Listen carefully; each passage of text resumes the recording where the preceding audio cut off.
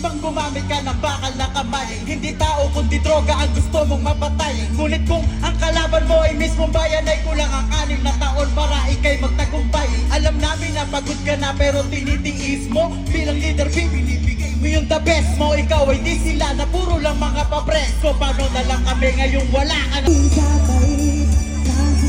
Second version. Silang mga nakikinabang sa mga mabuti mong nagawa. Sila ring umaakus ang ikaw ay masama. Yung taong sana'y magbabas sa iyong pagbaba, di nga nagawang alalayan ka sa pagbaba.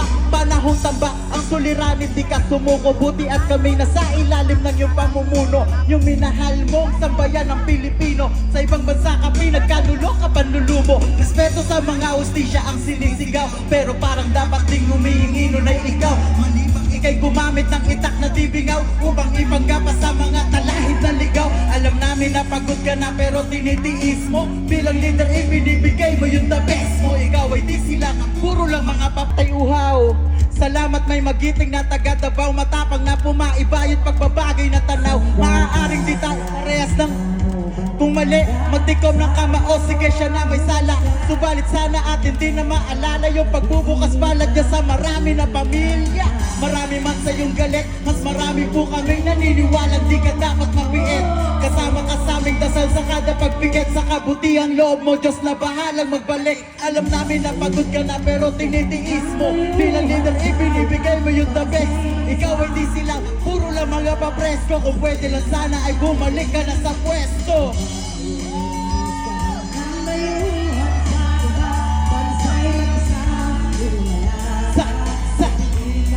Sa silid na malamig, taas ang kamay ng mga gustong bumalik si tatay sa pwesto. Maraming salamat po. Tara guys, gusto ko kayo makajami sa ba? Pag sinabi kong tatay, sabihin nyo digong tatay, tatay. Pag sinabi kong tatay, sabihin nyo digong tatay, tatay. Pag sinabi kong tatay, sabihin nyo digong tatay, tatay.